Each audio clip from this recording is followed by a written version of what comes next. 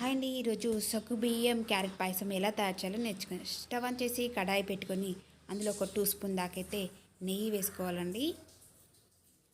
నెయ్యి అనేది వేసుకొని నెయ్యి వేడైన తర్వాత దాంట్లోనికైతే డ్రై ఫ్రూట్స్ వేసుకోవాలి. డ్రై ఫ్రూట్స్ వేసుకొని వాటిని అయితే ఫ్రై చేసుకోవాలండి. డ్రై ఫ్రూట్స్ అనేది లైట్ బ్రౌన్ కలర్ వచ్చే వరకు అయితే దీన్ని ఫ్రై చేసుకోవాలి.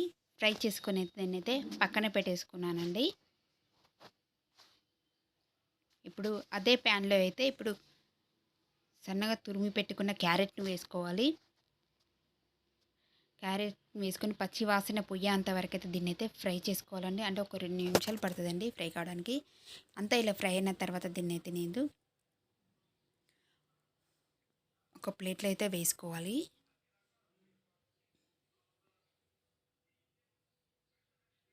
ఇలా వేసుకొని దీనైతే పక్కన పెట్టేసుకోవాలండి.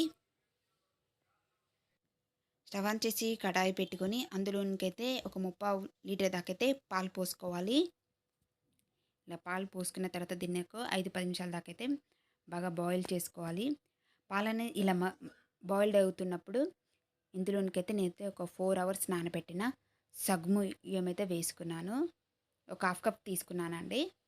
వాటర్తో సహా వేసుకోవాలి. వేసుకొని అంతా ఒకసారి కలుపుకొని ఈ సగ్గుబియ్యం అనేది బాగా ఉడికించుకోవాలండి. సగ్గుబియ్యం చూడండి ఇంత చక్కగా ఉడికిపోయాయి. ఉడికినాయని త్వరగా తెలిసిపోతాయి. ఎందుకంటే మనం నానబెట్టాం కదా. ఇట్లా తెల్లగా పైకి తేరుకున్నట్టయితే మనకు ఉడికిపోయినట్టు తెలుస్తుంది. తర్వాత ఇందులోనికైతే క్యారెట్ వేసుకోవాలి.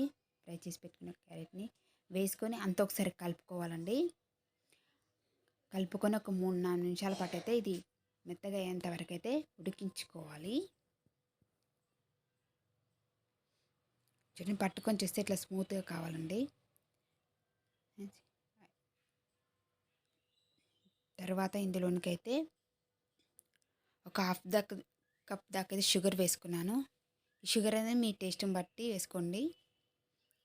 వేసుకొని అంత ఒకసారి కలుపుకోవాలండి. షుగర్ అనేది ఇలా మెల్ట్ అయిన తర్వాత ఇందులోనికి ముందుగా ఫ్రై చేసి పెట్టుకున్న డ్రై ఫ్రూట్స్ వేసుకోవాలి. అలాగే నేనైతే కొంచెం కలర్ ఉండాలని కొంచెం కుంకుమ పువ్వు వేసుకున్నానండి. కొంచెం పిల్లలు కలర్గా ఉంటే ఇష్టపడతారు కదా అని వేసుకొని ఒక నిమిషం తర్వాత స్టవ్ ఆఫ్ చేసుకుంటే మనకు ఎంతో రుచికరమైన సగ్గుబియ్యం క్యారెట్ పాయసం రెడీ అవుతుంది ఫ్రెండ్స్. మరి ఈ వీడియో మీకు నచ్చినట్లయితే లైక్ చేయండి ఫ్రెండ్స్, షేర్ చేయండి, ఛానల్ సబ్స్క్రైబ్ చేసుకోండి. మీరు కూడా ట్రై చేసి ఎలా ఉందో కామెంట్ సెక్షన్లో తెలియజేయండి. Thank you for watching.